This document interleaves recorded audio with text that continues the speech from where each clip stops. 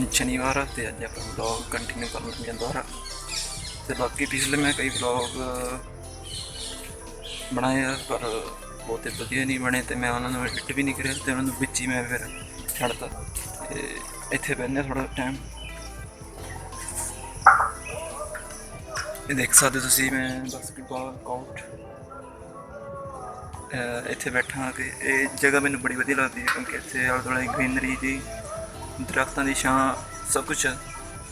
तो सवेर टाइम इस समय इत्थे मौसम ठंडा जिहा हुंदा, सो वधिया लगदा उरे बह के। अज आपां फिर वैसे मैं हुण जावा का कंटिन्यू करिया होया, जावा कर रहा सीगा मैं।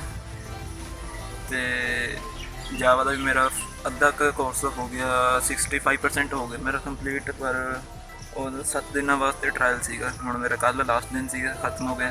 तो हुण मैं एक ये चीज़ वधिया है भी तुसीं सिलेबस कितों भी स्टार्ट कर सकते हो पढ़ना आपदे करिकुलम के हिसाब नाल। ते मैं हुण दोबारा एक नवां अकाउंट बनाऊँगा, तो उस तो दोबारा फिर मैं उत्थे कंटिन्यू करूँगा। तो मेरे 5 मॉड्यूल वो हो गए सी, ते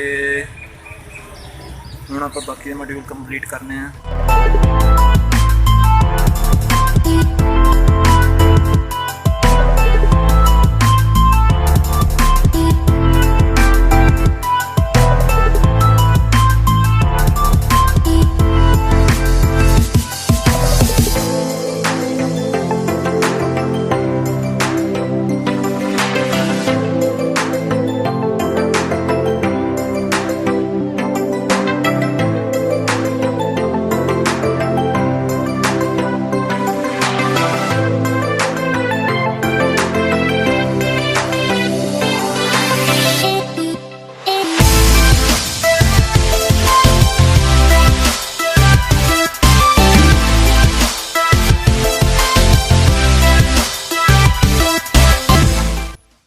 दोस्तों आप हूँ फोटोग्राफी माड़ी मोटी करके बाहरों आए हैं, बड़ी देर मगरों अज फोटोग्राफी वगैरह करी थोड़ी बहुत।